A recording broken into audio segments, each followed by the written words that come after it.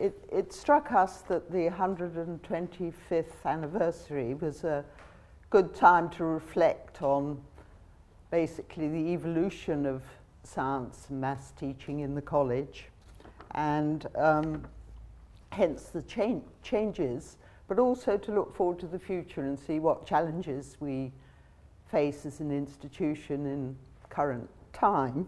So that's the theme. I'm going to deal with the changes because I've been here rather a long time. I came up as an undergraduate to read chemistry in 1960, and then I did my DPhil at St Hughs, and subsequently became a tutor in chemistry, and I retired about a couple of years ago. So I can tell you a lot about the last 50 years, but the 75 before that I might be a bit hazy about. One thing when you think back to science in St Hughs is how much the proportion of science undergraduates has changed in the last 50 years. I think in my year there were probably about 10 undergraduates reading science, rather more mathematics, but probably now in a larger college, probably almost half of the undergraduates are involved in some science study. And there are good historical reasons for this shift in proportion. The pattern in the women's colleges up to the mid-50s really was to have one science tutor who dealt with undergraduates reading, chemistry, physics, zoology, medicine, and so forth. And each college tended to specialize in a particular science. This was also the case with the libraries, in that the library had a collection of books in the subject of the tutor who was based there. But if you were a chemist, for example, you could go and use Somerville Library for your chemistry books. The tutor around that time in St Hughs was Madge Adam, who was a physicist working on sunspots. And the chemist was Dorothy Hodgkin, very famous for becoming Nobel Prize winner for her crystallography work, and she was based at Somerville. Things began to change in the mid-50s. Here, Mary Lunt was appointed as a biochemistry tutor. She had read chemistry as an undergraduate, but switched to biochemistry for her research, and it was a new school in Oxford at that time, and governing body had the wisdom to appoint her as basically a second scientist at that time. And she was very determined to increase the activity of science in the college. And basically this meant increasing the number of tutorial fellowships, because the number of undergraduates was very much a function of how many tutors there were. And in, I think around 1968, 7, anyway, Jill can correct me on that, the college appointed Gillian Garing as a replacement to Betty Bleaney, that's Bleaney of Bleaney and Bleaney fame, who'd replaced Madge Adams as the physics tutor. Anyway, Gillian came as the physics tutor around then, took over looking after zoology, so Mary just had to do medicine and biochemistry, and shortly afterwards the number was increased with me becoming the third science tutor and looking after chemistry and the odd metallurgist. So that's really when numbers, metallurgists aren't odd, but so that's when science undergraduates started increasing in number. Maths was rather different. There'd always been a very steady flow of mathematicians in the college, looked after by Ida Busbridge, who was a tutor for a long time here. But in the mid-60s, there was the big Robbins expansion of universities. So the college itself increased from about 60 undergraduates a year to 100 undergraduates a year, and consequently the pressure on science places increased. Now, part of the slow growth of science in women's colleges, compared with humanities, of which there were always really an abundance of tutors, was due to the different appointment systems in the two disciplines. All appointments to colleges tend to be joint appointments in that you have to get a university job as well as a college job. Now, in sciences, the departments always had the majority on election committees. In humanities, the college had the majority. So if you were restricted to the rather small number of female applicants for university jobs, it was very much easier to appoint a fellow in history or English than it was one in, medicine or zoology, for example. So really, we only started increasing our number of science fellows when we went mixed. And one of our very first fellows was Dr. Morris, Professor Morris, sorry, who came as a medical tutor. And shortly after that, John Isles as a zoology tutor. And then basically the whole thing snowballed. We started taking on significant intakes in subjects like engineering, sciences, subsequently experimental psychology, and the whole system rolled forward from then. Probably the other big development since the 1960s was the growth of the middle common room, in that we found we were getting more and more graduates to study research degrees, and so we've built up our accommodation and so forth. Tutors here have less to do with graduates directly, unless they happen to be the research supervisors, and often you get this symbiosis that your research student applies to your college, but not necessarily so. And this expansion of the middle common room was greatly assisted by the generous donation of graduate studentships, which enabled us to give, extra couple of £1,000 to a graduate student who probably at that time, their grant was about £4,000, so it enabled them to live as a reasonable human being rather than as an impoverished one. And that was very foresighted of our donors, which were a family of an old member of the college, a mathematician. So that's, I think, all I have to say. I hope it's given you a picture of the evolution of the college.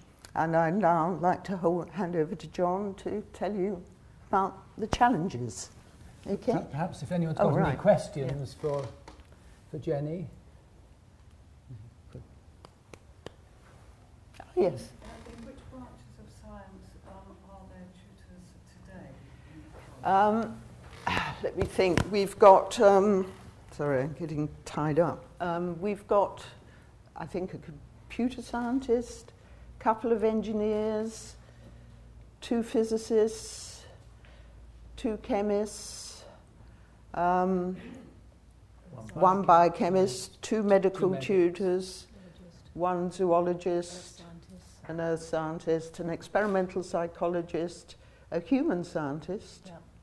Yeah. I think that's probably it. So, and then career development fellows in yes, and jail, I suppose. yes. As well. All the teaching gets supplemented by college lecturers. Yes. No mathematician anymore. Oh, sorry. So many. I always, when I was an undergraduate, maths was regarded as an art subject, but now it's part of the maths, physical, and life sciences division. Yes, we have, I think, 3 maths fellows, but they always seem to be getting prestigious things, and they always seem to be on leave. So we have about 5 or 6 maths lecturers looking after the young. Yes. Lots of maths undergraduates. Lots of maths undergraduates. It's a very large school still. Yes? You mentioned the role of the Can you just wait for the microphone just for a second so that we can just thank you. Oh.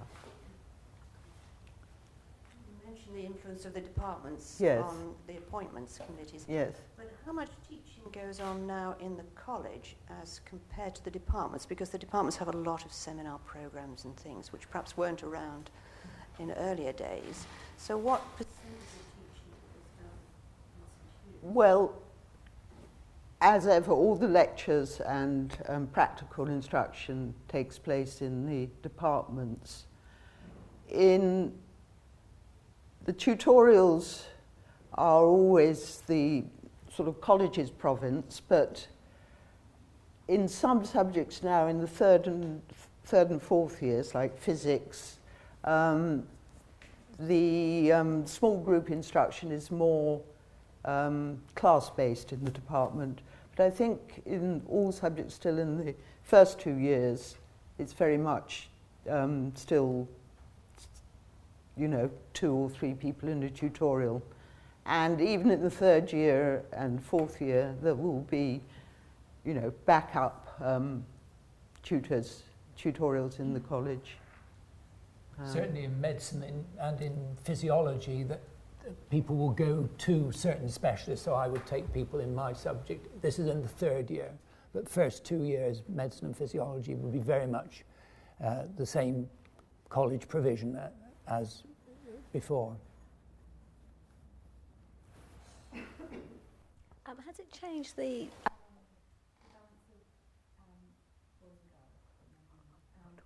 I mean, in the sciences, you end up overall with more men or more women? Well, here we do, yes, Yeah. obviously. But in chemistry as a whole, for example, it's the only one I know about, there are probably about 40% women now in as chemistry undergraduates. Medicine, I think, much higher, isn't it? No, we're about 50-50, but I think you'll find it very much reflects what the applications are.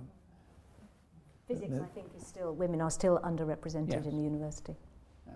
Similarly with engineering. Do you think it's equalising now, or is it getting sort of more? I think Gillian knows much more about this than I do, but I don't think the number of proportion of women is changing much, is it? I think it's stayed really fairly constant Yep. to around 20% Yep.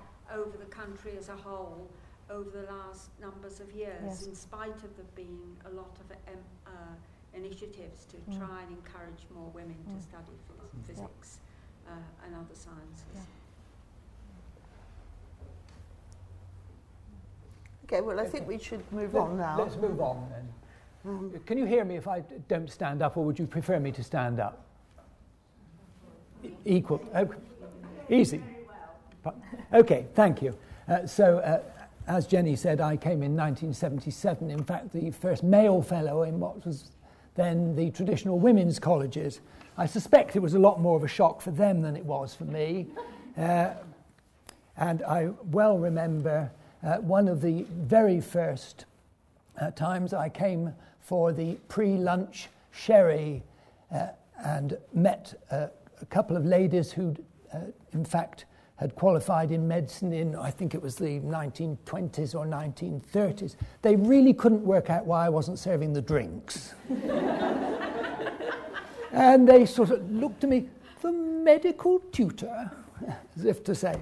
Anyway, I've had a fantastic time here. First of all, of course, with Mary Lunt teaching me the ropes. So I thought I'd really try and talk about 3 things as challenges, but they're all really linked up together. Money, students, and staff. So money, of course, everyone at the moment is talking about the £9,000 tuition fee.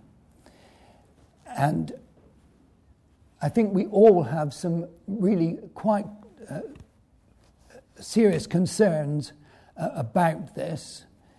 Concerns that it will really put some students off from applying. We've been working very hard, particularly in medicine, but I'm sure in the other subjects, in getting a much broader spectrum of students to apply. And if they don't apply, of course, you can't give them a place. That's the real problem. And for a subject like medicine, where it's 6 years rather than 3, the problem is greater. Many of the science courses are now 4 years as well. chemistry does a 4-year course. I think physics as well. So that's a real worry, particularly since my experience over the last few years has been that some of our very best students who have actually come from some of the very non-traditional backgrounds coming into medicine. So I think there's a very real concern that some of those will be put off from applying. So that's student tuition fees. Money from the government, you might be interested to know that there have been sort of very major changes in which the university is financed. Medical science, simply from its nature and the fact that, in fact, the medical science division has a larger budget than, I think it's about at least a half of the universities in this country, it brings in by far the largest amount of research. And there's having to be quite a redistribution so that medical science is in fact supporting the humanities quite substantially in terms of finance. And then there's some very particular problems for something like medicine. You may be aware that we now have not only the traditional undergraduate course where students come from school, study for 6 years, but there's also a graduate course, people who've done degrees already and want to transfer to medicine. Financing for those people is particularly difficult. There has been an NHS bursary which has covered their 3 clinical years, so they've had to find basically 2 years out of their own, 1 year out of their own money. But there's a question as to whether that NHS bursary will continue. And so there are some real concerns there. So that's tuition fees, money from the government, money from grants.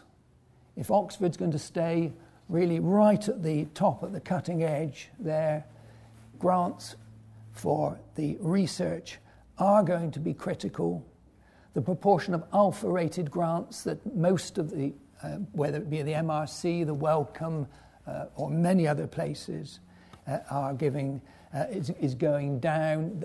I think the latest thing from the Wellcome Trust was they financed about a third of the top-rated group of grants. That's the alpha-rated group of grants.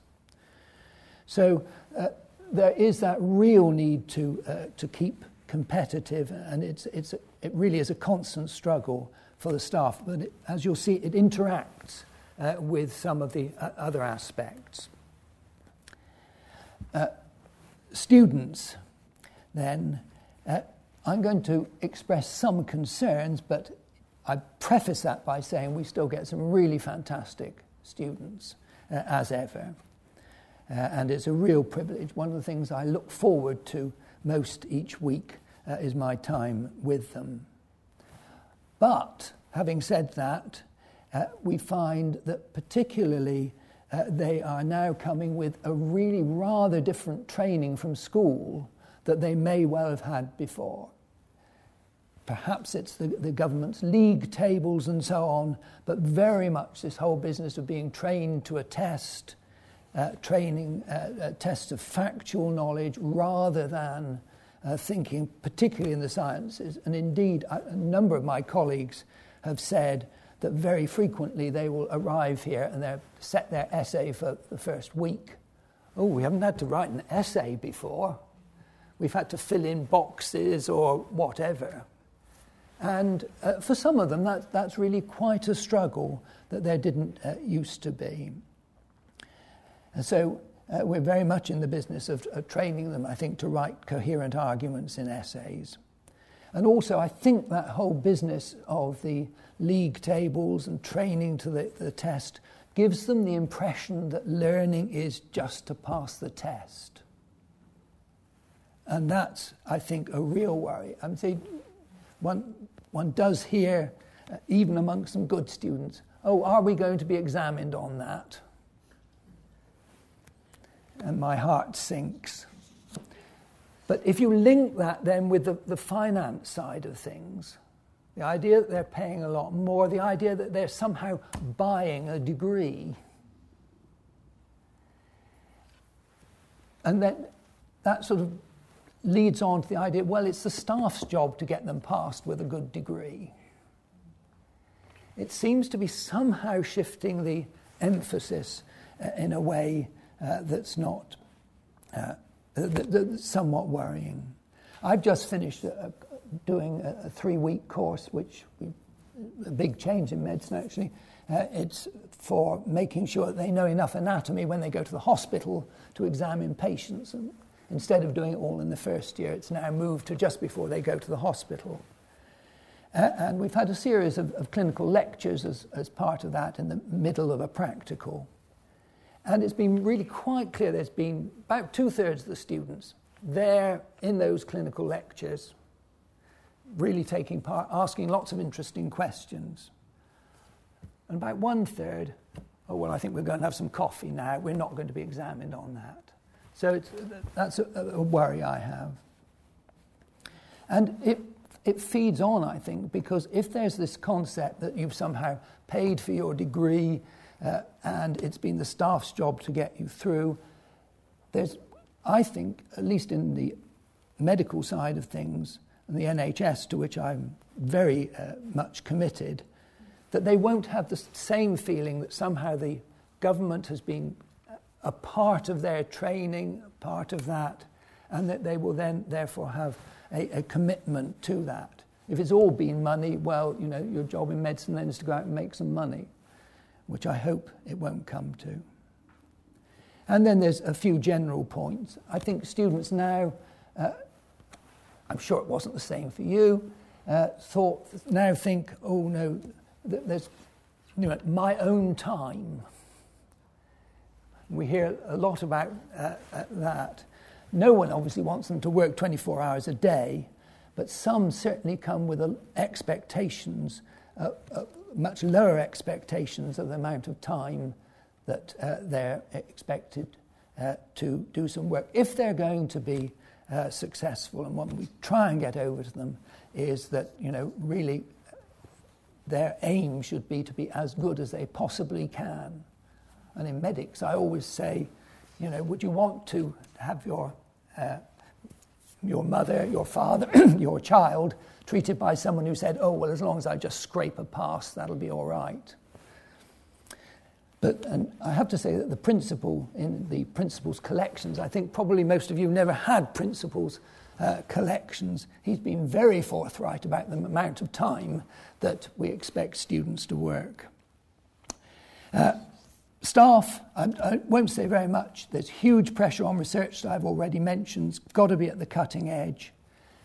The problem with that is they've got to have some really detailed knowledge. So actually retaining breadth has been quite a problem. And yet the tutorial system is based on people having a broad knowledge, being able to have discussions with students, not just going through what the latest bit of research in X or Y is. So it's a real problem, both for the courses and the tutorials. And I'll end with our particular problem in medicine. Medical course, 6 years now. Medical course in 1900, 6 years.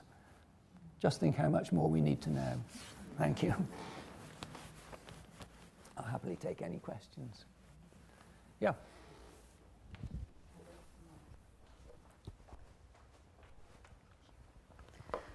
Two allied questions. You made some very interesting comments about possibly limitations in students. You're actually seeing academic or intellectual limitations.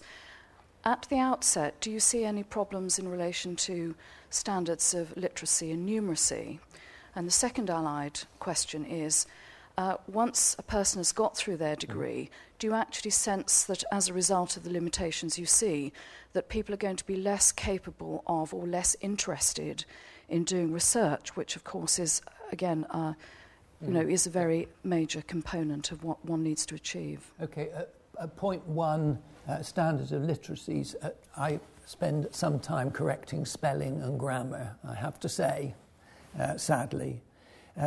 Standards of numeracy, A-level maths, I can't speak in detail for it, but when they come to doing some fairly straightforward arithmetic to work out how doses of drugs, they sometimes struggle with that. Later on, no, I don't think that there's a reduction in the interest of research. It's partly, of course, that we have a third-year major research project. And I think that there are still a substantial number of people who really do want to go on. It won't be everyone, of course, and there's not room for everyone, quite literally. But of the graduating chemists this year, one's staying here to do a DPhil, one's going to Edinburgh, one's going to Lausanne in Switzerland, and one's going to MIT. So that's 4 out of 7 chemists who are all interested in carrying on. Yeah. Rebecca. Doesn't happen every year. It's sort of part question, part comment. As I'm in the generation where I've got children who are at this stage, and I see their they complain about the same things that you're complaining about. They learn their biology, for example, and then they go through past papers and they get an eye test of them. And of course, I test them, having been taught by John with the same rigorous approach. And they tell me all the right answers and they know the thing very well. But when they do the AS test, they get absolutely dreadful marks because they haven't put the exact word required in the marking scheme. So they're very, very frustrated from their side of things. An older one who went through the system and actually learnt how to do the marking schemes and therefore had brilliant results and therefore got into Oxford. It took her, she said, about a term to get rid of that baggage. And now in the third term, she's absolutely loving it because she said it's so liberating to be able to talk about anything that interests you and to have your tutor really run with that and feed that back. So that's the comment. The attached question is, do you see that evolution in the students? Do you see a bunch of rather frustrated sixth formers who you then are able to liberate from that tick box process? Or do you think, more worryingly, that the bright ones may actually be excluded from being admitted because they're getting in on their A-levels, and actually if they really buck the system, they won't cooperate? And I've seen sixth formers who simply are not prepared to write the answers that are expected because it makes them cross.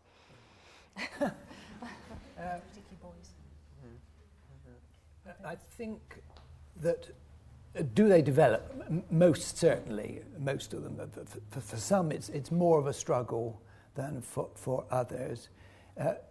Fortunately, we've retained a medical aptitude test, which does in fact require them to write and is not just ticking boxes. And then we have the interviews, and that's what most of it is really based on. And there you find out whether students can discuss and have things out of the box or out of the envelope. I don't know what the current phrase is. Although, interestingly, I have children of a similar age and very much concur with what you say, but there's just been some work published by the admissions people in Cambridge, and there's very, very strong correlation between AS UMS scores, which Cambridge ask for, which Oxford doesn't, and the actual score that a student gets for their AS result. So they'll get something out of 300, whatever.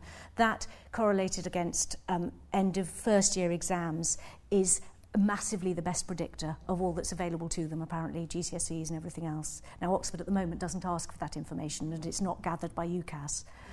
So that is quite interesting. The only subject in which it's not a good predictor is maths, where the good mathematicians are all so good they're all getting 100% in their UMS anyway, and they have to, in Cambridge, they do the step papers, and that's a good predictor. So I think the bright kids probably are getting good ASs. They sort of have to rein themselves in and just play by the rules, I guess. But they do play by the rules. They do play by the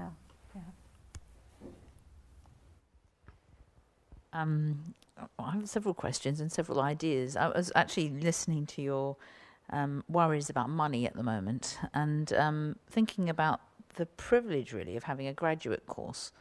I'm wondering whether you could use your graduate students a little bit more in mixing with the non-mature students, the ones that aren't.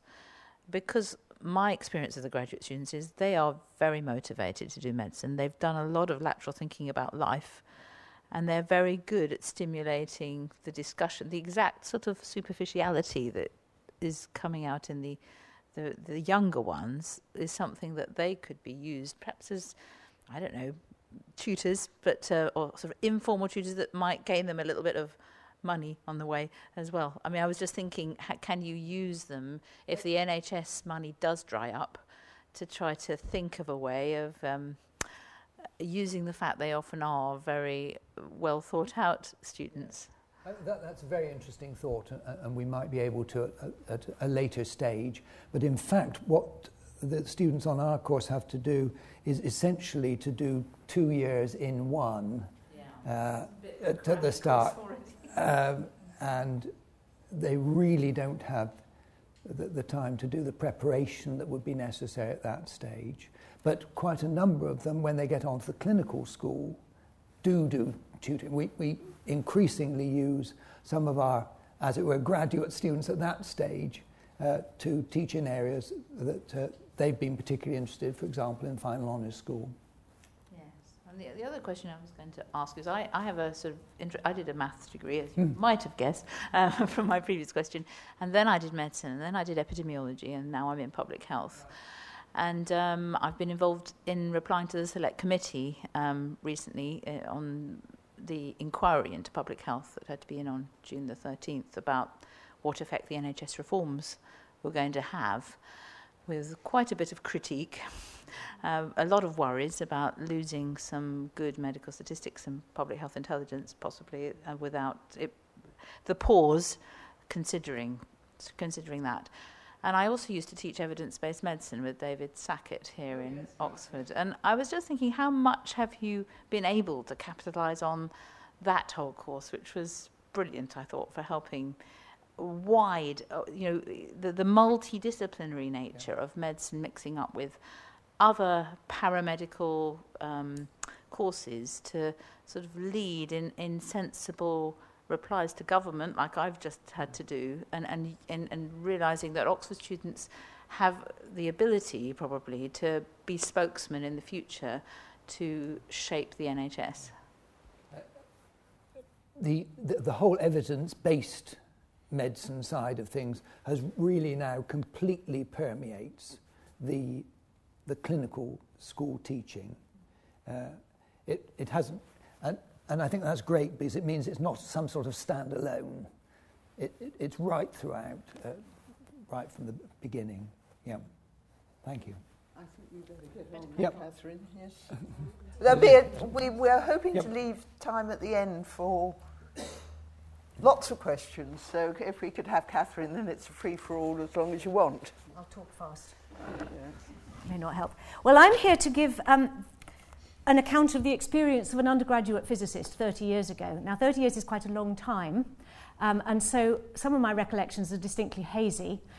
So I thought what I had better do is sort of triangulate what I remember with my peers. So I have written to them all, and there were 7 of us. I had 2 of them I didn't get responses from. I think lost email addresses, actually, largely. But I did from 4, and so with me, that's sort of, you've got here the thoughts of 4 of us who were here from 80 to 83.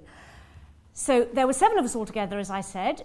We were looked after by Jill Gehring, who is sitting just back there, I'm delighted to say, and by Phil Charles. Jill was quite busy having babies during our time, weren't you, Jill? In fact, I remember, yes, you had 2, exactly, whilst we were here. So Jill sort of came and went, and it was lovely to see her when we did. And Phil had just arrived from the US. I think we arrived at the same time as he did. And we were also taught maths in college by Mary Lunn and by various other excellent tutors. We were very lucky. Just to put we 7 in the wider context, there were, I think I'm right in saying, about 30 women physicists in the university as a whole, and maybe 180 physicists a year. So, and as Jill was saying, that proportion hasn't changed much over the years. Those 30 women were concentrated in the 3 colleges that were still women only at that time. So that was St Hilda's, Somerville and us. And then we had, I had women friend physicists who were scattered about, sort of one at Christchurch, one here, one there, and so on. So the themes from our collective memories, well, I've got 3 or 4, some general things, a bit about teaching and learning, a bit about what it was like to be a woman in what was perceived to be a man's subject, and then I'll just very briefly wrap up.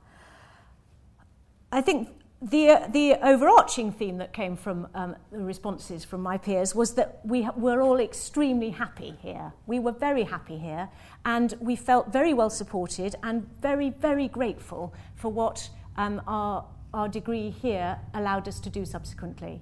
So that was the overarching thing. Having said that, I think the early 80s were a time when the academic confidence of the college was quite low. Many colleges of the men's colleges had just gone mixed. We were riding high on the river, but bobbing about on the bottom of the Norrington table at that time. We were sort of expected to be self-starters, and we didn't all know how to do that, and I think that was sometimes difficult for us. And it was also sometimes difficult for us to know where we were in the general distribution. Although we knew where we were amongst ourselves, we had collections and so on, we didn't always know where we were in the distribution of the university as a whole, and that partly, I think, because of this absence of principals' collections. I'm married to the principal, so I get to hear the other side now. And, Andrew does his 168-hour talk to them, which is, there are 168 hours in the week. You're allowed to sleep for 56 of them. That leaves you with 112. I want 50 of them. That gives you 62 to do the other things you want to do. But they all know they are supposed to be working for 50 hours a week. Well, I don't think I did 50 hours a week. And despite what John just said about worrying about students now, actually, I think the physicists now work harder than we did. Actually, but maybe we were, I don't know, we were perhaps particularly idle batch, Gillian, I don't know, but I don't think I did work quite as hard, and again that came through from the others, that we felt we had wonderful, wonderful opportunities here, and we did what we had to do, but maybe we could have done more. We could have made more of the wonderful, wonderful opportunities that we had. We could have pushed ourselves a bit harder, I think. So that was... Oh yes, no, one other thing that came through. It was jolly hard. It was hard to understand. It gives you confidence when you've done it, but boy, it was hard. And really that perhaps should have been an incentive to make us work harder, but I think sometimes I just almost thought I'm just not ever going to understand this in the way that I'd understood physics when I'd done it at school, when I'd done, what was it called, Nuffield physics, with lots of, ripple tanks and ticker tape, and you felt you really knew what was going on. Well, that was all right when you were doing sort of equations of motion, but by the time you were doing Schrödinger's equations, it just all became, it was very hard. Teaching and learning now, lectures. Well, what I've written here and others said was that they bore little relationship to what we were doing in tutorials then. I think there's now a much tighter relationship between the timing, what's covered in lectures, and what's being expected to be going on in colleges in tutorial teaching, and I think that's been a change. One of my colleagues said they were frequently incomprehensible, and some of them, the maths ones, were with engineers who used to throw paper aeroplanes all the time, and it was a rather sort of macho culture. However, having said that, there were absolutely honourable exceptions, and Aitchison's quantum mechanics lectures I remember as being absolutely outstanding, as were Dr. Rosenberg's solid state lectures, which several of my peers remember. They were just wonderful. I can see people nodding at the back. And we were still sitting in the gangway in 8th week, because they were just so good. However, tutorials came over in my little survey of my peers as the best way to learn. We were very, very lucky in all our tutors, inside college and out. We trundled around on our bikes just to Garford Road to Betty Bleaney, who with our copies, large, heavy, doorstop copies of Bleaney and Bleaney. And that, it was an incomparable way of learning. However, I worried that I was boring. I think when as an undergraduate physicist, you're an awful long way from the frontier of the subject.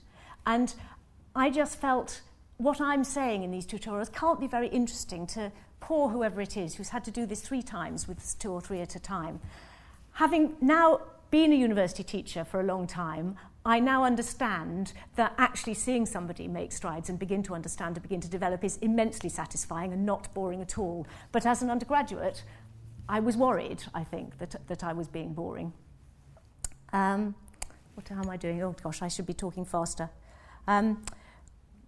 One thing that some some of the peers said is very much in line with what Jenny was describing as being the move towards having small group teaching now in the 3rd and 4th years, that we felt that would actually have been quite helpful. It didn't really exist in our time. It was either lectures or tutorials, because it would have allowed us to learn perhaps more from each other in a slightly wider group and to have sort of cemented our understanding, as well as freeing up resources to have sort of more hours of those small groups, which might just have made us work a bit harder.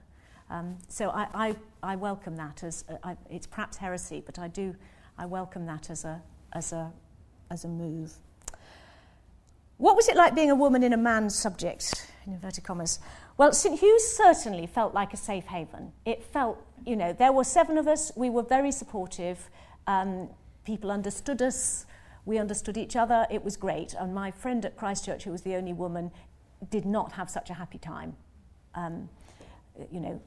Notices chalked on the front saying a woman's place is in the home, not in the house, and that sort of thing. Really not nice. And we were protected from that. We weren't very competitive though, and I wonder whether had we been in a different environment we might have been more competitive, and I go back to we might have worked harder. I don't know. We also found it surprising, I think, in some cases when we went out into the world of physics. 3 of the 6 that I know what happened to them next, as it were, 3 carried on in physics and 3 did not. And of the 3 that carried on in physics, I had interesting stories. The first one was one of my peers made an application as a physicist to the British Antarctic Survey in her final year, filled in a form with great detail, it takes ages, only to find small print right at the bottom of the end of last page. You know what it's going to say? Women should not apply. It's 1983, it's not that long ago, is it really? Another one who went to teach physics and found herself the only woman on her PGCE course in the teaching specialist stream, physics specialist stream rather. So it was a sort of surprise having been in St Hugh's. The third one became an industrial physicist, working with British Aerospace, and she says she's now absolutely evangelical about girls and science and physics in particular, and she does a lot of going around to schools now and talks to them about careers in science and education, having been given such a good start here. So, were we enthused about our subject? Well, yes, we were, and although only 3 of us stayed in it, we've all, I think, maintained an interest. I certainly learned how to tackle problems. Having said that, I found my finals papers. I brought some artefacts. I don't actually know what the words mean anymore. Jenny just said, could you not write down Maxwell's equations? The answer is no, I could not, However, I am still able to help with, children's maths A-level and even daughter's boyfriend's physics A-level, so I get a bit of street cred out of that. So some of it is still in there, and I've certainly gained confidence in doing hard things and knowing that I'll be able to, yes, these were jolly hard problems, but I learnt here how to tackle them, and I am, like my peers, extremely grateful. Thank you. Okay, well, the floor is open. There were people still wanting questions. Yes. Well, I have a kind of 2-pronged question, really, a comment. Just how interesting it is to know the follow-up of what graduates do when they leave. And I just wondered whether each subject area does collect that information from senior members routinely, because I know Margaret Essiri has done that in a recent survey with medics, and it's just so interesting. She had a 50-plus return on 61 medics who'd left St Hugh's. But it just... I suspect the university must do it because we need to, because we have to publish that. We have to publish that data. That's part of the National Student Survey. It just all is that sort of stuff. Interesting, really. And I mean, my hunch is that science graduates must be snapped up immediately for significant employment. But the point I was coming round to... By the city, I'm afraid to say. By the city, right. Well, the point I was coming round to really is to do with experimental psychology, which is my area. Oh. And I've noticed that reading league tables every year for A-levels that psychology is a boom area in schools. Yet, here at St Hughs, I think perhaps 2 undergraduate places are available per year. As I look in the matriculation lists, the numbers coming in for experimental psychology are very small. Some people come in for PPP, but again, very small numbers. And I just wondered, kind of across the board, but for psychology in particular, what is the pressure on places coming into science subjects? Is it huge across the board? And how do you kind of balance up this huge body of people coming through at A-level who are all kind of desperate to get a place? There are currently underway some really quite big changes in the psychology. So the experimental psychology will stay, but the old physiology and psychology, which was the part of the PPP, is now transformed, or at least it will be from the coming year, into something called a biomedical sciences degree, which will encompass that. The numbers there together, so experimental psychology will continue together with that. So that should give an increase in that. But quite a number of students now who are applying for medicine, for example, may have done, let's say, chemistry, physics, or chemistry, biology, and experimental psychology. So some of the A-level study of that gets taken up. The numbers in any particular subject are determined by the university in relationship to numbers of staff and so on. And those gradually transform when there's pressure from one or other area. There's a new degree coming in which is interesting, I think, which is philosophy, psychology and linguistics, which will come on stream in a year or so, I guess. And that takes the philosophy and psychology component of what used to be PPP. Gillian. Lady, sorry. Hello, I would like to ask about the future of researching the separation. As having been a mere research fellow, having come back from abroad, I spent many years trying to get funding either from natural science research or from social science. And there was complete dichotomy. I mean, I happen to have got in somewhere else to read medicine, then here to read zoology. I'm an anthropologist, but an ecologist. So none of that existed, sort of thing. And I have a label saying geographer. And I couldn't tell you anything about Kurogune. But quite seriously, I was in the Institute of Agricultural Economics. So, of course, agriculture is not a science. We were incorporated into the International Development Center, and I personally have been working for indigenous resource rights.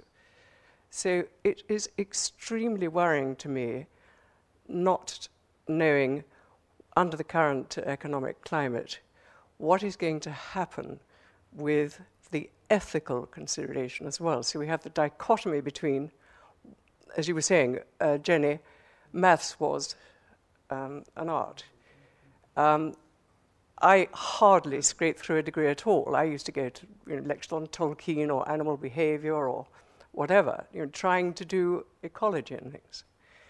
Now, if the undergraduates are going to have to focus so much on one particular thing early, when and if they become postgraduates and researchers, how are they going to be able to ethically apply, if, without wishing to denigrate a welcome or, if the funding is going to now have to be linked to potentially major pharmaceuticals and, as I'm sorry, but I personally have been abroad and working so long. For example, in the middle of selvas in Latin America, one comes across and mostly North American anthropologists going around asking everybody, how do you cure, what do you do for this, that, and the other? This is a serious ethical issue, and I'm afraid under the current climate, what's going to happen, really? Sorry. And what is the difference between art and I suppose the answer to that is, one wishes one knows the answer. There is undoubtedly a very severe restriction on the number of grants that get funded. We have to rely, I think, on the whole system of peer review of grants to determine what hopefully will be the most useful. I suspect giving it over to the government to decide where all the money should be spent would not be terribly useful.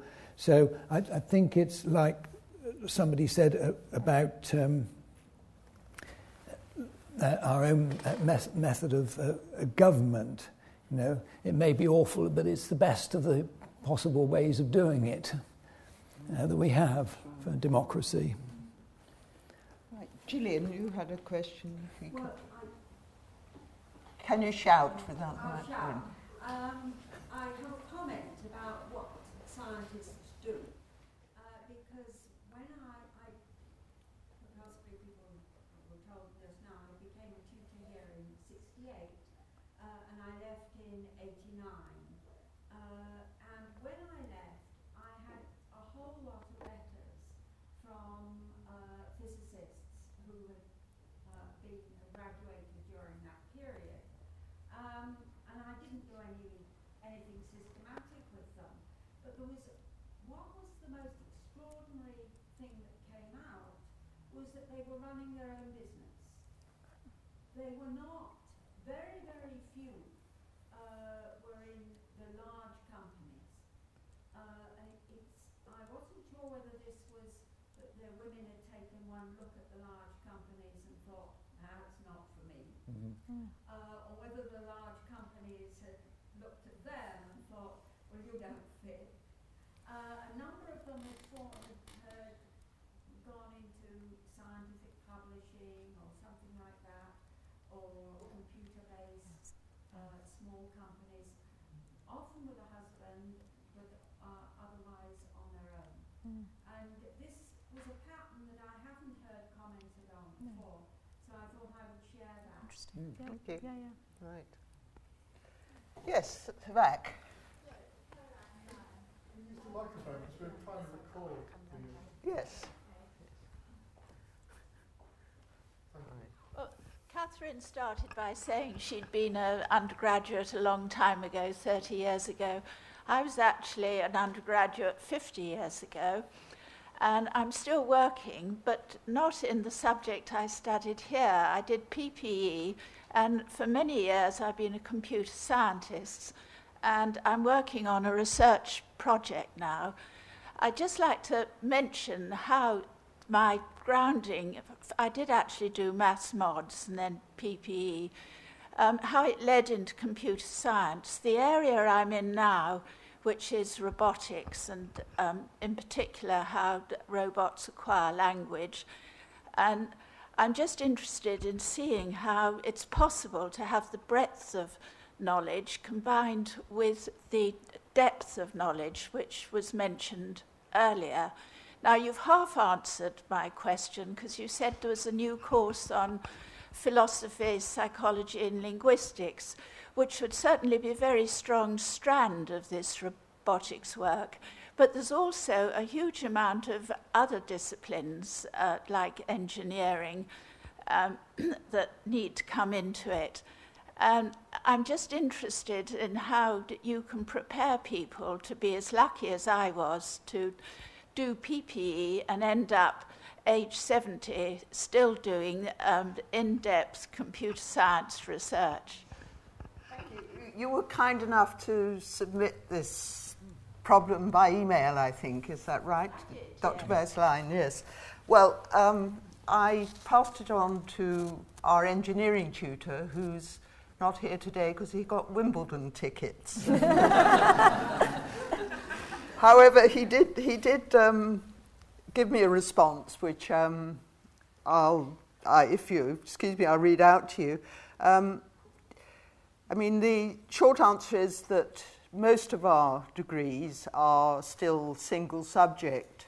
I was at the degree awarding, honorary degree ceremony last week, and a very distinguished Nobel laureate, Dr. Oliver Smithies, got an honorary degree, and he basically invented gel electrophoresis for protein separation, and then also something called a knockout mouse. Oh, yeah.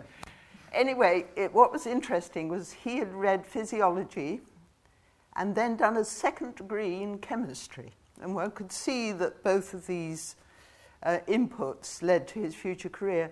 Now that crossing disciplines tends to happen at the research level, that many research groups collaborate across departments and people will pick it up there. Anyway, what Stephen said was that at the university level there are links between engineering and computer science, particularly in the area of robotics. The robotics research stretches back 20 years and has led directly to development of, among other things, advanced vision systems that are being used to detect tumours in mammograms and produce special effects in film. For example, Harry Potter movies, apparently. More recent research has focused on allowing robots to autonomously build a map of their environment, being used for bomb disposal robots and for sending robots into burning buildings. Another colleague is using this to drive cars with limited inputs from drivers, for example, if you have a disability. And apparently there is a large black car driving around Oxford without anyone at the wheel. If you see it, I suggest getting well out of the way.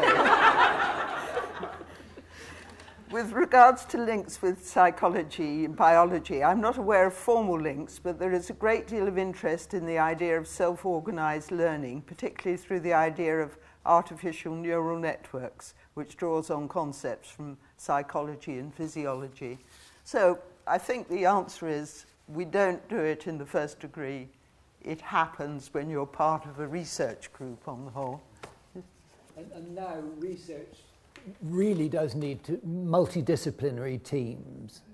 I think gone are the days where, apart from a very few people, you can make substantial advances without a team of people with a whole variety of different expertises. Sometimes that's in fact international, rather than just within any one place. Yes, I would say the work I'm doing has a European grant of some millions of euros. There's about 24 of us in 3 countries, and it does bring together a lot of different disciplines. Right. More questions? Yep. 1, Yes. 2, 3.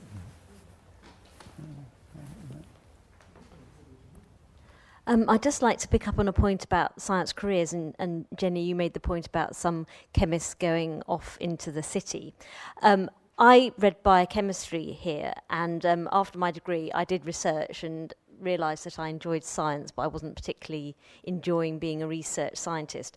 And I've subsequently had a career in the pharmaceutical and biotech sector and various aspects of that, and that included 8 years in the city.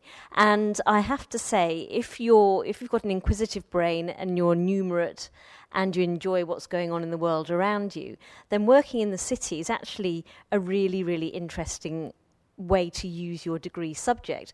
I was a sell side analyst, so I would make the recommendations, buy or sell or whatever, and I did that for the pharmaceutical and biotech sector.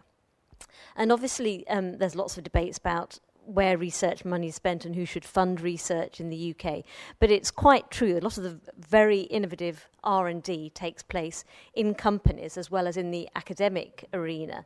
And so hand on heart, I can say I have broadened my scientific knowledge every single day of my non-white coated career, if you like, and I've used my degree every single day of my career. And one thing that happens annually at the biochemistry department here is they have a careers day, and biochemists who aren't white-coated biochemists go back and talk about the various ways in which they have been able to use their subjects. And I think that's a very valuable thing, because I well respect the people who carry on and work in research for their subject-related area. But I think we should also encourage people to use their degree subjects in ways that aren't traditional, because I have fully utilised and grown my biochemistry knowledge over the X number of years since I've graduated from here. So working in the city, I did that for 8 years. I would say it was a very rewarding experience for a scientist.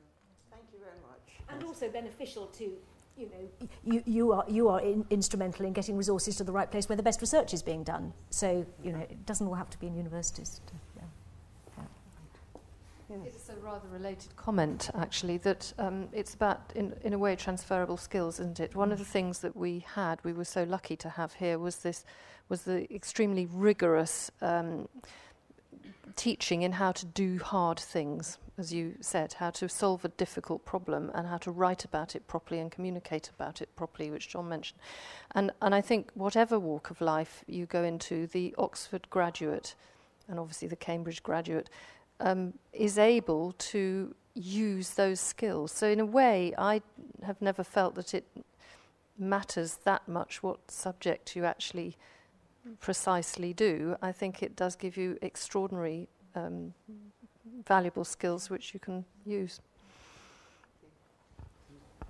Oh, and actually the connected comment, which I'd completely forgotten to mention, is the tutorial system is crucial to that. And with all the talk about financial constraints, if there's one thing that I think we need to really, really fight to preserve, it is that system.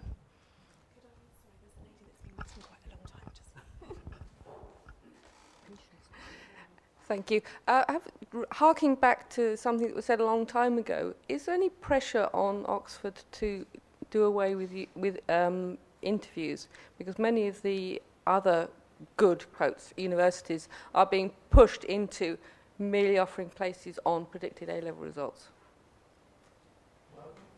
Two things on that, perhaps. I don't know how many of you read in the paper. I think it was yesterday. It was my wife who spotted it, that said that the interviewing for places should be taken away from the teachers, the people who are going to teach them, and be handed over to sort of interview professionals.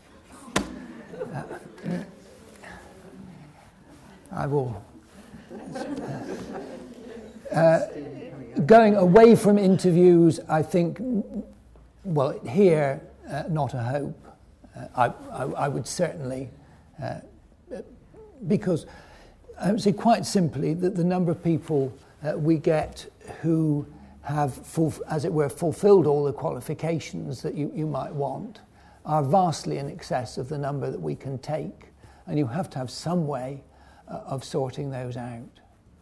And for my money, the interview is, particularly when it's not just one interview, but 3 or 4 of us will have talked to these people, and then we combine our views on that. So my husband's involved at UCL, where they're being pushed into coming up with criteria for choosing people without interview, and he's extremely unhappy about it. Yeah. Well, there are these new robots.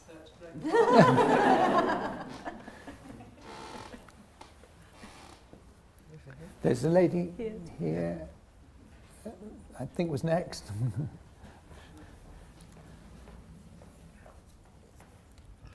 Thanks. I was going to ask something leading on from what the lady was saying here about working in the city and about transferable skills, but I'm afraid I was going to be a bit provocative. I should say, first of all, that I'm an interloper here. My degree from St Hughs is actually in an arts discipline, but I have please don't lynch me. I'm currently working as a civil servant in a department that likes to think it bases its policy on scientific evidence, doesn't always. And I've noticed that although, as we're a scientific department, we have a reasonable mix of people from science and arts backgrounds working there, but in the field of public policy, a lot of the scientific background people seem to have quite black and white views of there being a right and a wrong answer to a particular problem. And they find it quite difficult sometimes, I'm generalising here, to accept that the right answer can be politically unacceptable. For example, it may make all kinds of sense that cannabis is less harmful than alcohol, but politically it's impossible to legalise. That's not one of my department's problems. So I was going to ask the panel, are my colleagues unable to think in grey areas because they're not as good as St Hugh's scientists, or are scientists inherently more principled than arts graduates? My mother says yes, she's a scientist. That's a tough one, yes. Yeah.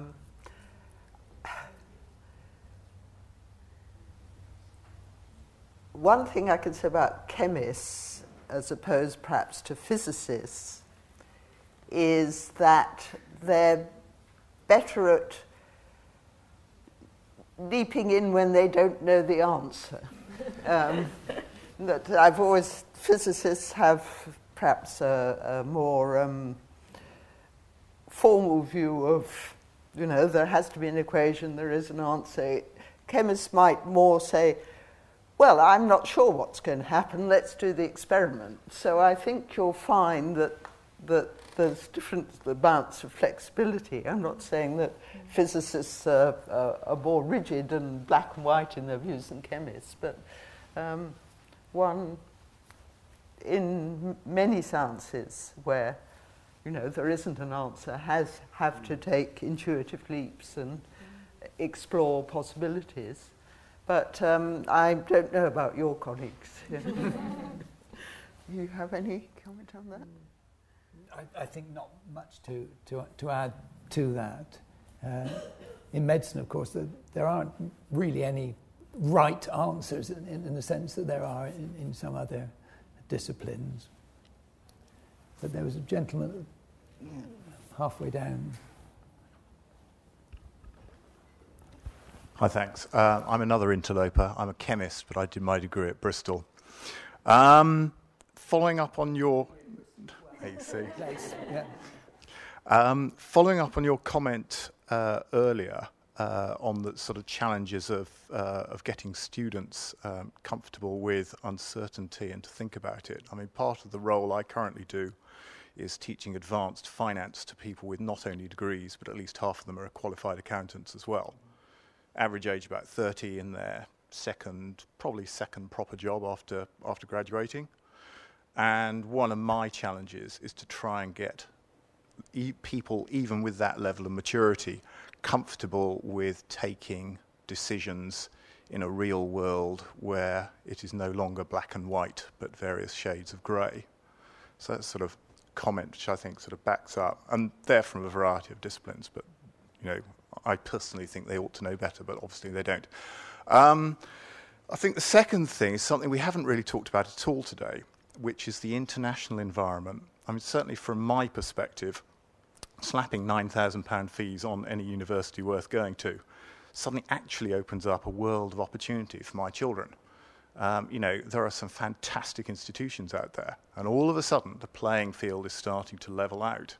And, you know, certainly from, if you like, from a student perspective, I think the world has really opened up. Now, I was just wondering, sort of part A is how the university and how the college is tackling that sort of part of the international agenda. The other point is that, again, when you look at the opportunities, first of all, the world is so much smaller a place now than it was, you know, when I graduated, or probably when any of us graduated. When you look at where growth is, where you're likely to be able to make your name, you know, it's probably not going to be in Blighty, it's probably not going to be in Europe, it might be in the States, failing that, you know, Middle East, Far East, South America, that sort of thing. And I was just wondering again, sort of, as well as competing on the international stage, how do you, or, you know, to what extent are you encouraging graduates to look actually beyond the UK to where they might take their careers? Yes, as far as graduates and what we're doing with them, I think I'm probably not qualified to answer. I can, as for undergraduates, it is certainly the case that we are seeing more and more inward investment, if you like, of international students coming to St Hughs. That's been a very marked change. And, you know, we're trying to recruit the best. And much as we'd like to think that the best are all UK students, they're not, actually. So as long as they've got really good English, because they will need really good English to cope in this environment, then the number of international students coming here is increasing. And you're right, it is a two-way street. So, you know, people like your children may be thinking of going to other places instead. I'm sorry I haven't got the stats. Were Andrew here, he could say. But it's a somewhat limited two-way stream, because although many people, students from many other countries are very proficient in English, many of our students are not proficient in a foreign language. So in medicine, and there was a program recently, I don't know how many people saw it, on Maastricht, which now runs actual courses which are using the English language. And Maastricht is a very good university, I know it, and they're doing it for a much lower cost. So we really do have to think about that whole international side of things. In medicine, the government says you may only take 9 international out of your 180 students a year. Full stop. That's specific to medicine, though. It is, yes. We don't have those constraints in other subjects.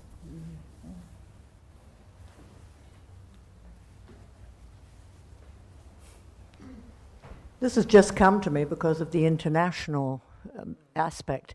Do you look only at A levels, or is IB, the International Baccalaureate, appearing more? And it's a good discriminator. Yes. Because it goes up higher. I know we've got A stars now, but you know. We like it. I like IB very much. Sarah? Actually, it's just another comment on children. Actually, I've got 3 sons who at sort of 13, 14 looked like they'd make very good scientists. They had a natural aptitude, maths, chemistry, physics, but when they came to the GCSE course, all 3 of them have been totally frustrated by the teaching. Chemistry, for example, I was devastated when my son, who had a really interesting view on chemistry, had to resort to Google to find out about the transition metals, because it wasn't in his GCSE book. It basically said in his GCSE book, you don't need to understand this, just accept it, and it wasn't correct. And even though I have not done chemistry for 30 years, I knew that there was more to it. So we Googled it, we worked it out, and he said, this is really interesting. He now wants to do history, because the humanities are so much better taught at GCSE. So children, so just following on from the AS levels, you know, I had a son who was a great physicist and mathematician who's doing English at Somerville, because actually by the time he got to GCSE, the most challenge was in the humanities. He found that the reading, and he absolutely loves the English literature course here. But he was a very good latent scientist at 14. So the education system seems to sort of take the curious mind, the analytical mind, and sort of suppress it in a way that if you want to release for that, if you want to write the essays, think through all the different sources and, you know, read widely and analyse and be really well educated for the sake of it, you're actually better off in the humanities. So now I've got 3 sons who all want to do humanities.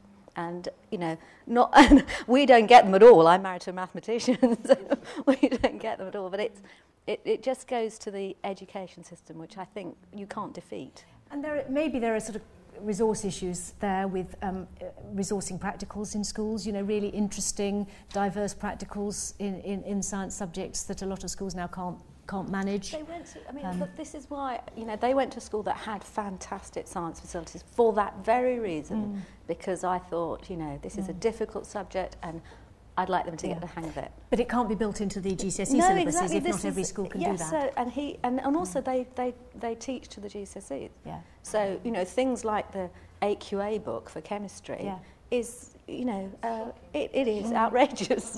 And the downside of that is not that you end up with poor chemists.